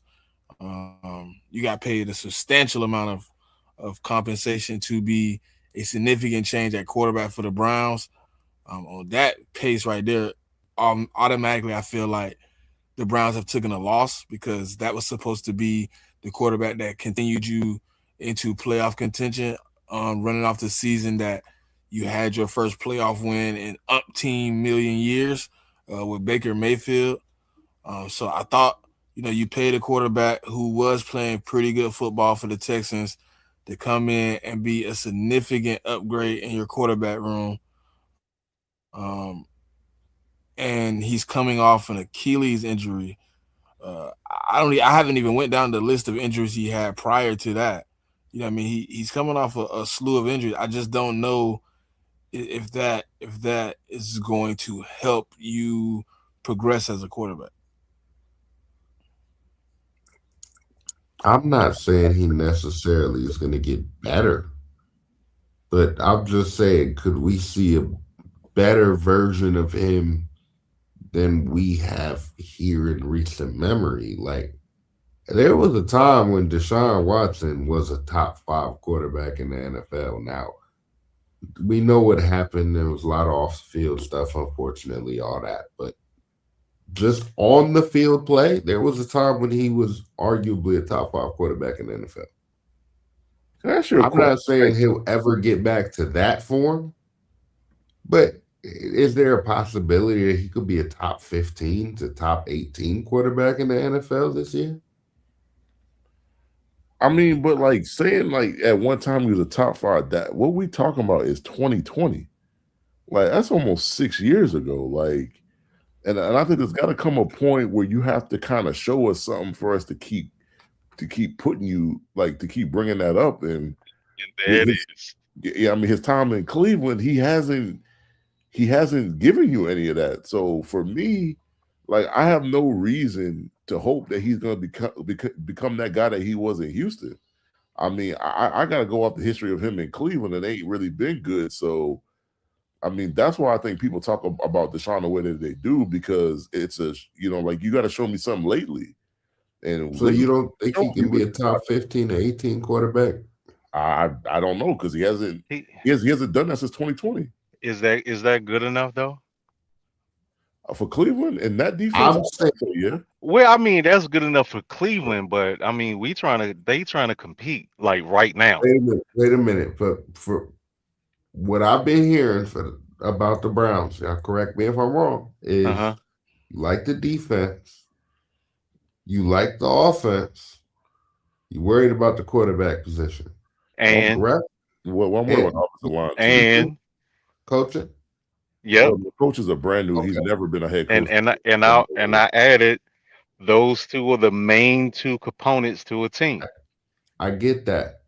What I'm saying is, if you get a top 15 to top 18 quarterback in the NFL, somewhere in that range, in Deshaun Watson, with that offense that you like outside of the quarterback, with that defense that you like, at least on paper, you telling me that's not good enough for them to make some noise? I'm not saying win a Super Bowl, but make some noise. I mean, they could be a contender in their own division for sure. I mean, I've seen quarterbacks. I've seen sorry quarterbacks drag down good rosters. Have you not? Top 15 to top 18. Now, if he's a bottom 5 starting quarterback in the NFL, then yes, that's okay. That's bad. So what has he shown you that he is over the last season and a half? I'm just saying I'm not ready to count him out yet. I know. I get that. It's been great. I concede that it hasn't been good, but I'm not ready to count him out yet. If he comes out this year and he looks bad, no more argument for me. I won't say anything else. Like, what have you seen to show that you can count him in? What have you seen to give him that much grace? I've seen I've seen Sam Darnold just go back to back 14-3. Yeah, Sam Darnold and win a Super Bowl. We after seeing Darnold. Ghosts. When was he seeing Ghosts? Was he seeing Ghosts in 2020? It was around that time, right? Okay. But you're talking about anomalies, dog. I mean, Sam Darnold don't have nothing to do with Cleveland and Deshaun Watson. I've seen Geno Smith play at a top. I'm not saying it's impossible, but but the examples you're giving, those guys that gave you an indication that they could do it, he has not in the last 3-4 years. Just did not show us that he could do that before he did that. What you mean? What did Sam Darnold do last year in Minnesota? I mean, the year before in Minnesota was before that. Before those guys had those, like, Sam Darnold wasn't great. Okay, before that, but we're talking about recent history. We're talking about what you've shown me lately. Hold on. You having some selective memory, Dre. He had a pretty decent run with Carolina before it fell apart. Go ahead, Smitty. He had a pretty decent run with Carolina before that fell apart, and he's you know what I mean. And that to me, I mean, he showed me he had the ability to do something. the last 2 times I seen Deshaun Watson on the field, he showed me the ability to do nothing. I haven't seen anything that I would bank $1 on. Okay, so Smitty, the 2 years before Sam Darnold burst on the scene with, because Minnesota would be his coming out party, right? 35 touchdowns, 12 interceptions. Mm-hmm. The year before that, he was a backup on the 49ers. Right. Had 300 yards, 2 touchdowns, 1 interception. Whoop-de-doo. Okay. The year before that, Well, he didn't start 1,100 any yards, games. 7 touchdowns, 3 interceptions. He got hurt. Whoop-de-doo. He got hurt. And that's a 3 game. That don't move me. The year before that, 2022 is 3 the games. year before that, he had 9 touchdowns, 13 interceptions. The year before that, he had 9 touchdowns, 11 interceptions. The year before that, he had 19 touchdowns, 13 interceptions. The year before that, he had 17 touchdowns and 15 interceptions. And dare I say, he was damn near that same quarterback this past year with them winning the Super Bowl. There wasn't a big difference. The difference was the play caller, the offensive system that he was in. Now, I heard for years Browns fans tell me Stefanski's offense is not a fit for Deshaun Watson. Well, he better be a fit for Munkin's offense, because if not, I'll tell you what, Shador will be in the game before you can blink. Hey, Dre, Because the last 3 a years, lot of Deshaun Watson a lot of people forget though when Baltimore was on the clock, they wanted to draft Shador, and Shador said no because he wanted to go somewhere he could start. So Munkin going over there to the Browns, I think it's safe to say that he at least likes Shador somewhat already going into it. I mean, I think all we're trying to say is I don't have much optimism for Deshaun Watson. That's all I'm trying to say. Like, if he plays well, then great. I'm happy for the player because he battled back from personal situations and multiple injuries and all that. But like, if you asking me my optimism, if he could be a top 15 quarterback, I don't have much optimism that he could do that. That's just me though. Well, I guess we'll get to see this upcoming season. I mean, Deshaun Watson hasn't looked much better than in the last 3 years. I mean, he had 5 touchdowns, 3 interceptions, 7 touchdowns, 4 interceptions, 7 touchdowns, 5 interceptions. He hasn't looked all that great, Dre. That was my point. Neither did Sam Darnold until he had his breakout. What changed? Geno Smith didn't look great until he did.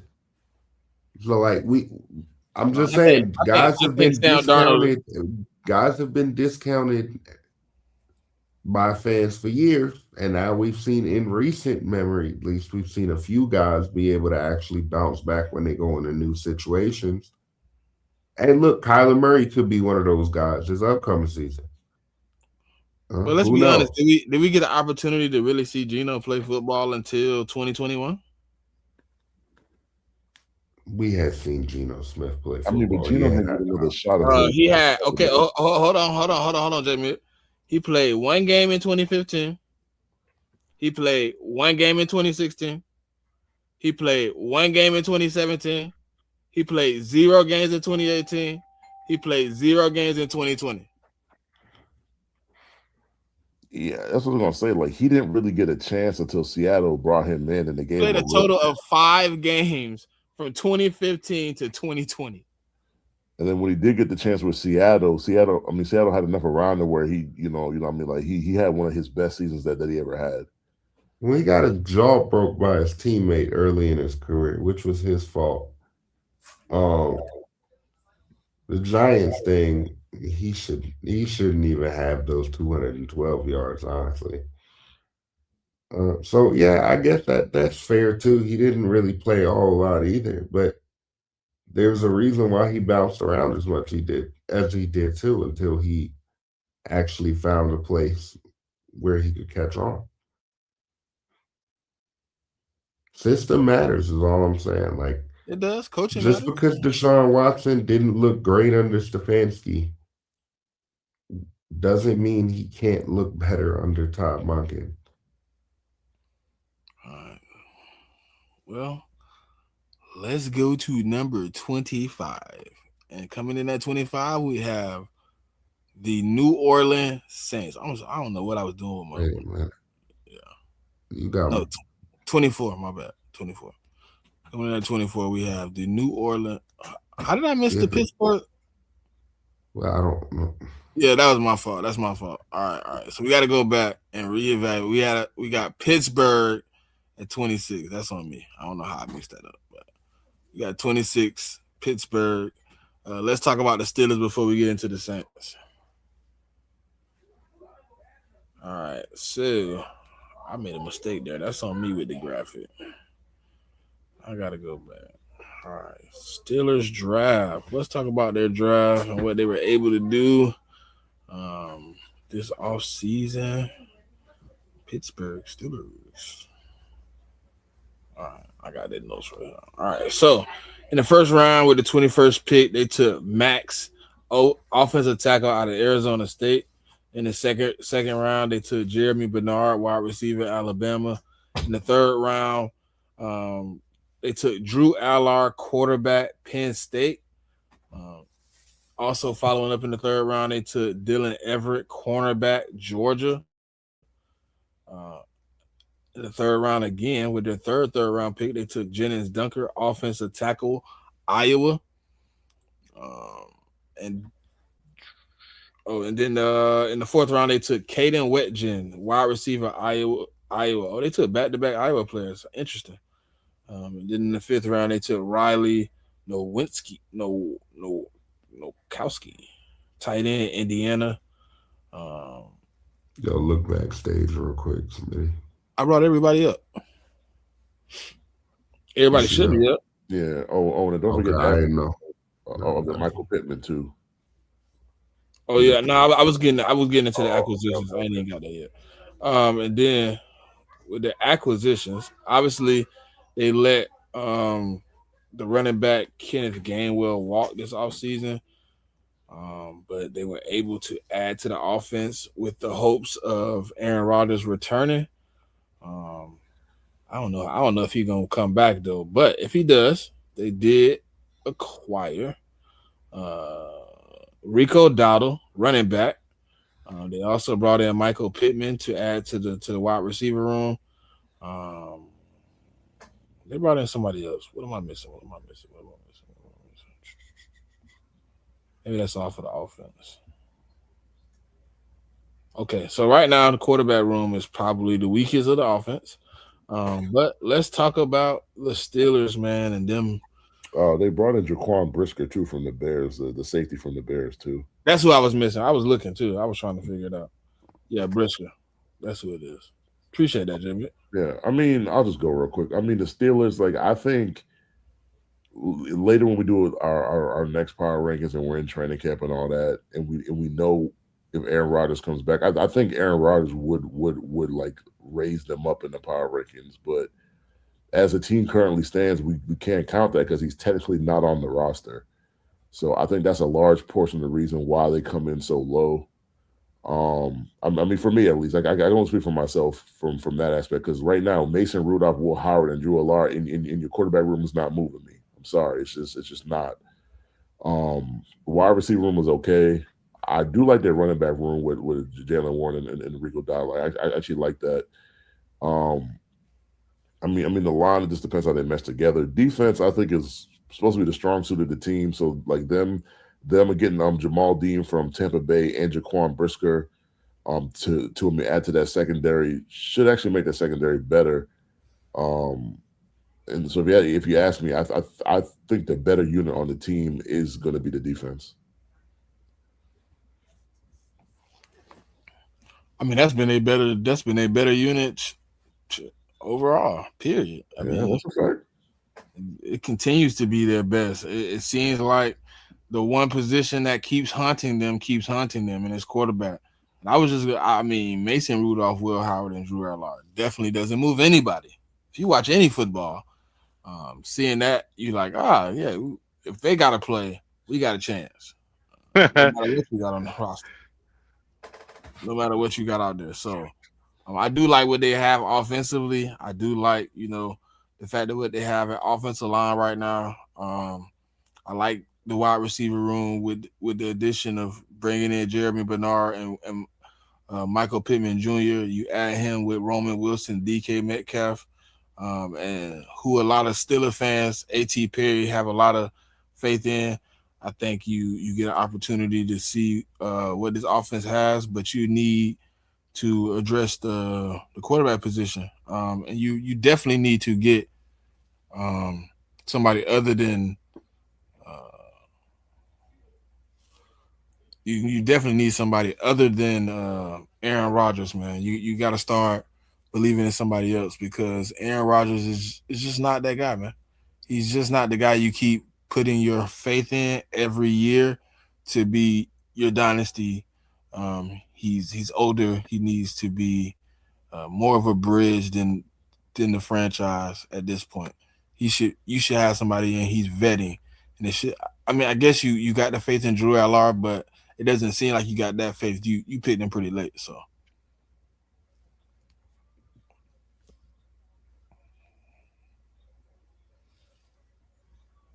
Anybody else want to discuss the Steelers before we move on to the? Nah. All right, so coming in at number 24, we have the New Orleans Saints. Going into the draft, they brought in, it was their first round pick, eighth overall. They brought in Jordan Tyson, wide receiver, Arizona State. With their second pick, they got Christian Miller, D tackle, Georgia. In the third round, with their ninth overall pick, they took Oscar Delp, tight end, Georgia. With the fourth round pick, they took Jeremiah Wright, offensive guard, Auburn. In the fourth round, which some argue could be the steal of the draft, they took Bryce Lance, wide receiver, North Dakota State. In the fifth round, they took Lorenzo Styles Jr., safety, Ohio State. In this again, and then in the sixth round, they took Baron Brown, wide receiver, LSU. In the seventh round, they took cornerback T.J. Hall, Iowa. Um, I mean, obviously coming off of a season where they got some good production down that stretch from their rookie quarterback and Tyler Show. They seen some promise in what he could bring to the offense and what he has the ability to do. I think they did a really good job in the draft, addressing a lot of the issues, bringing in some help and getting themselves positioned to make some of those pushes this off season, this next upcoming season. Um, and then I like the enthusiasm that I heard from Alvin Kamara going into this, but you also brought in Travis Etienne to bolster that running back room. Um, you did a really good job to help out, man. You did some things to make sure you got some help around that defense and offense. I think this year is going to be a building block. So Chris Olave with Jordan Tyson in that room with Bryce Lance, um, I think that's going to be a really, really good room. I don't know what people have hopes for in Jalen Polk, but I would like to see him somehow create a small role in that offense later this season, just to give them an extra option. But I think yeah, they did a really really good job, man, bringing in some help, and I think whoever Ann is, you said I was just going to talk about him. I think the one guy to look out for in that offense is going to be Devon Bailey. I think he's going to have like a breakout season maybe this year um, with that offense. But let's talk about the Saints, man, and what y'all feel about them moving forward.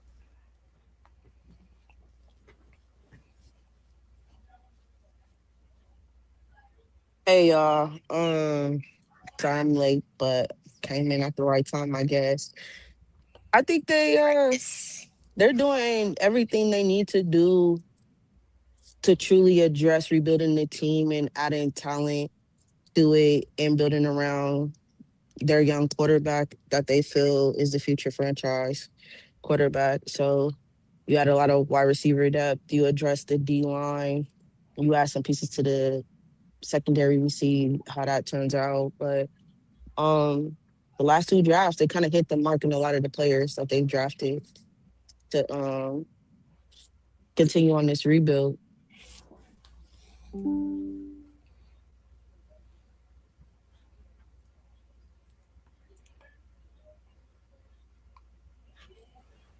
Anybody else want to touch on the Saints? Yeah, I can. The draft I liked.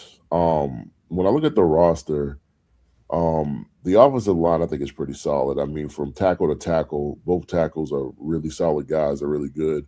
In free agency, they signed David Edwards from the Bills, which for them is a really good signing. To me, it only leaves one weak spot in their line, and that's Cesar Ruiz. I mean, most Saints fans I know cannot stand that guy. So they put enough around him so that they can minimize his play if his play dips. I would say.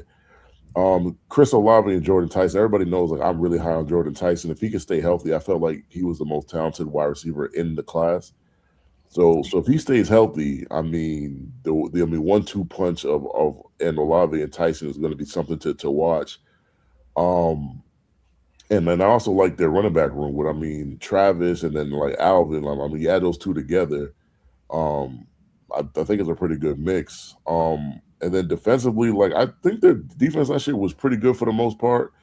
Obviously, like they can make some improvements. So you got to kind of see how that goes. I mean, for me, I was never the biggest Kool-Aid fan, but I mean, if he can get better, that would definitely help that a secondary out tremendously. I would probably say.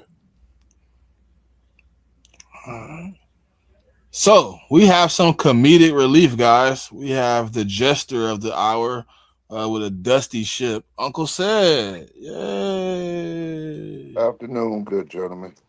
Good afternoon. Afternoon. Uh, this ain't gonna be no troll mess, but after draft, I am picking either between the Saints or the Panthers to win that division. Strictly because, in my opinion, out of my division, the Saints had the best draft next to us, then the Panthers, and then the Falcons. They addressed a lot more needs than us, and the big thing that people are not talking about, they're going to have over $100 million next year in cap space. So Kellen Moore is going to be able to build that team in the exact way that he wants to. So how do you feel about that roster in comparison to yours right now? They're Draft young. and what you healthy, both rosters healthy, and you add the draft to it. How do you how do you feel that roster compares to yours? Well, for one, right now their roster is much younger than ours.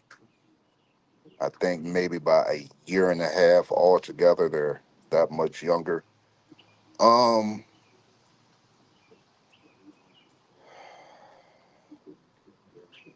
Offensively, now that I think that we have a competent OC, I give the edge to our offensive talent, but I'll give them the edge in their defensive talent. So I would probably say it's a wash. But I think that team is more cohesive and they have less drama in their locker room compared to us the past 2 years.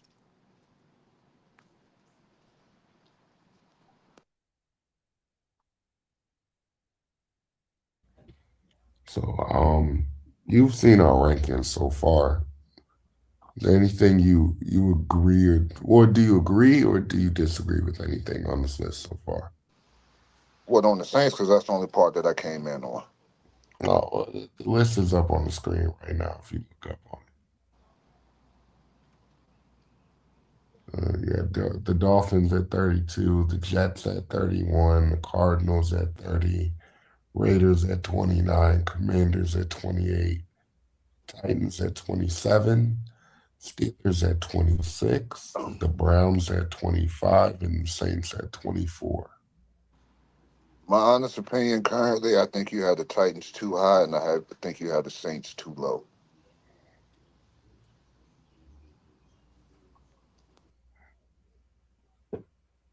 Okay, so the Bucks fan is super high on the Saints this year.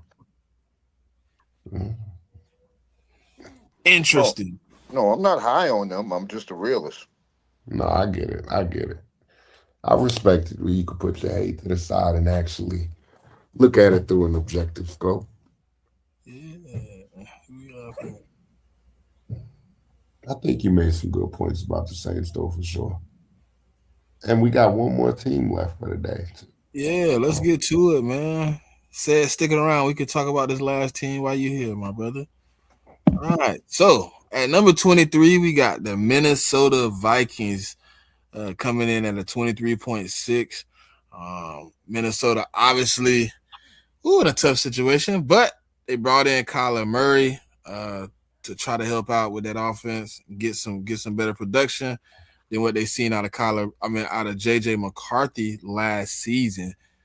They were able to let me see that draft. All right. So with the first round pick, 18 overall, they took Caleb Banks, Florida, D tackle. In the second round, they took Jake Galladay, linebacker, Cincinnati. In the third round, they took Big Citrus, D tackle, Iowa State. In the third round, they took Caleb, I don't know how to say your last name, offensive tackle, Northwestern. In the third round, they took Jacoby Thomas, safety, Miami. In the fifth round, they took Max Bredesen, tight end, Michigan. In the fifth round, they also took Charles Demings, cornerback, Stephen F. Austin. In the sixth round, 17th pick, they took Damon Claiborne, running back, Wake Forest. In the seventh round, they took Gavin Gearhart, center, Cincinnati. So Minnesota, obviously, they have they got a pretty good wide receiver over there by the name of Justin Jefferson. Obviously looking for some better quarterback play, so they went and got Kyler Murray to help out and try to see if they can get some better production while they help JJ McCarthy develop. I think they should have addressed the running back room slightly earlier than they did, but that's neither here nor there.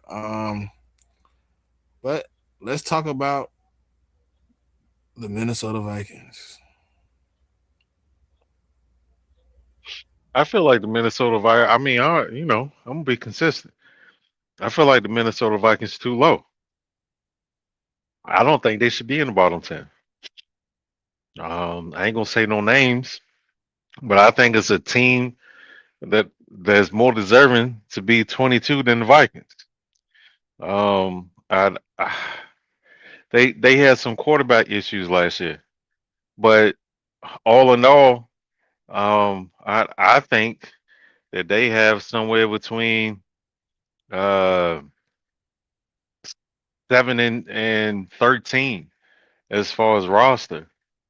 When you line it up on offense and defense, um, uh, Kevin O'Connell, things haven't panned out the way that they expected, but I still think that he's a good offensive mind. Um, I'm not 100% sure just yet that he's a legit head coach.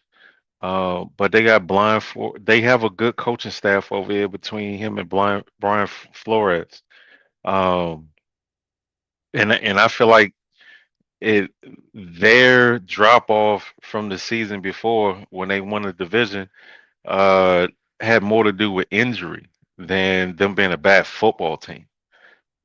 So um that's how I feel about the Minnesota Vikings. I don't think they deserve to be here. You know, s- s- uh, a team that plays in New York will probably be suited at 22 than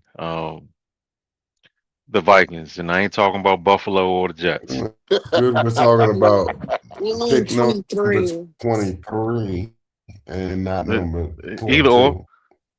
either We're or, talking about that right now. But, either or, you either or, know, either or, either or. I mean, we had the conversation. Like I said, I was, if y'all would have outvoted me, I was open to it. We took a vote. It wasn't like anybody made a decision by themselves. This is a collaborative effort. So I mean, we're not going to agree with everything, but I don't think the Minnesota Vikings have this great roster. And I damn sure don't believe in Kyler Murray until he shows me otherwise. Now, same goes for him. What I said with Deshaun, like it doesn't have to be over. Like he can definitely get it together. But he's another one to show me this year because I don't know. It, Uh, like I'm not high on this Vikings team at all. So Drake, can I ask I you a don't see question, what brother? you see about this Vikings team. So you have more faith in Deshaun Watson from 6 years ago than from Kyler Murray 3 years ago.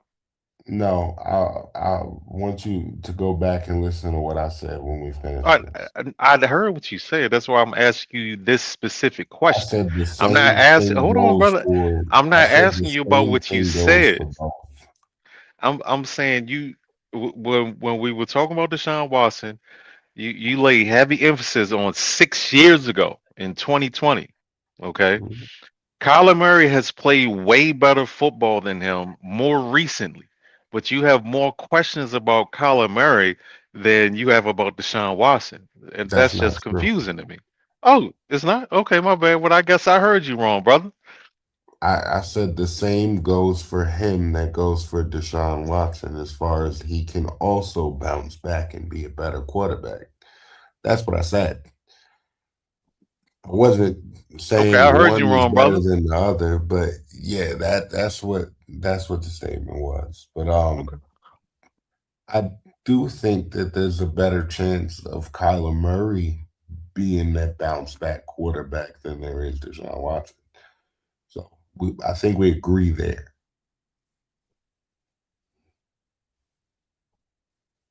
What do you think about this placement, said, and anybody else?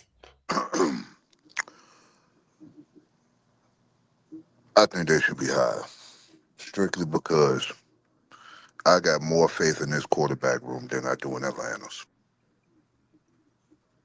Mm, Atlanta should be somewhere down here in the fucking 20s. Atlanta has a great roster, but they're a bad team. Minnesota has an average roster, but they're a good team.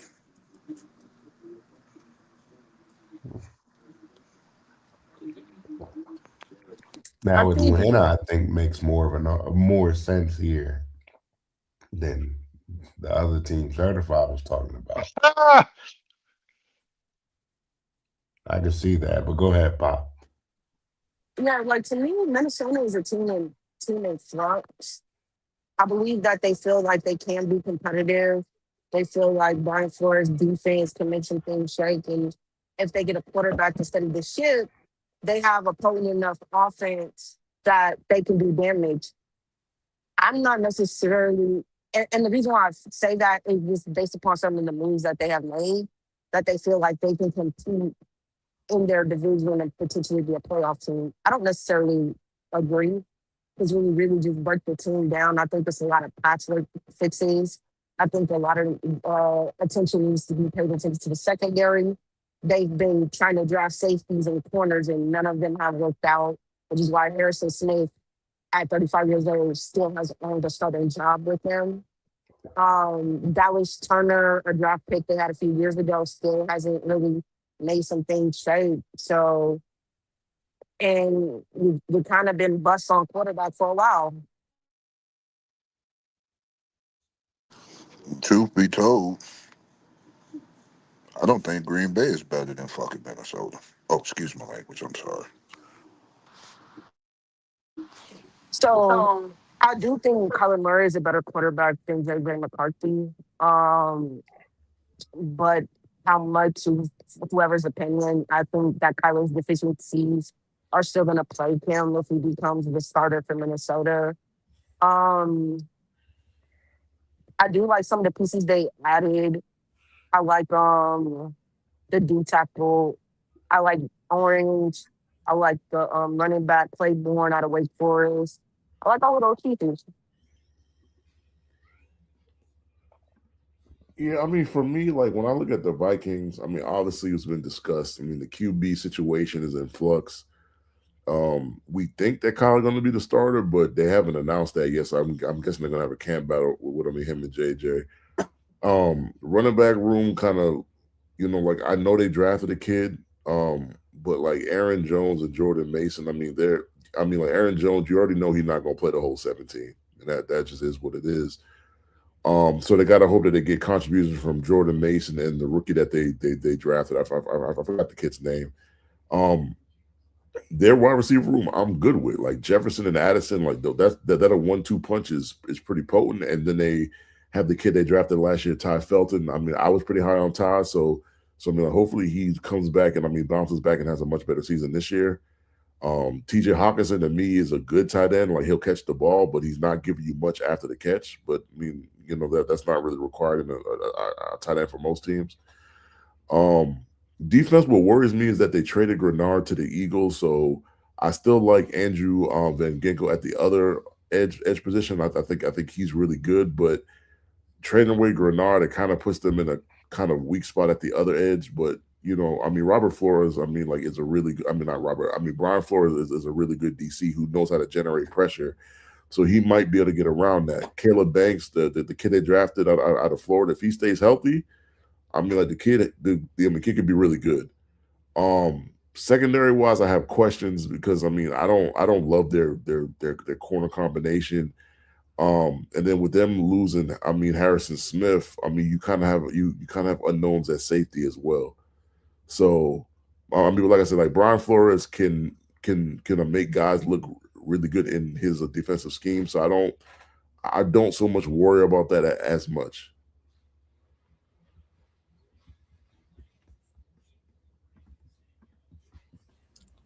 All right, so that does conclude our bottom 10 way too early power rankings.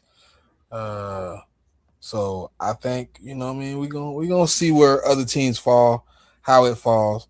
Obviously, this is the way too early power rankings, so we will reconvene at some point this off season before the season starts.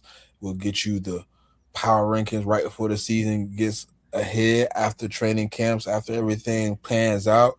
It's still a lot of roster moves that can still be possibly made from here till September. So obviously, man, we looking at it from a broad perspective.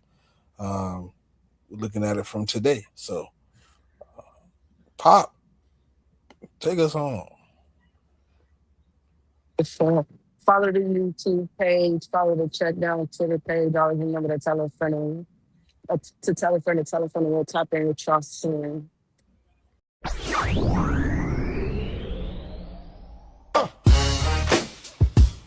Check down.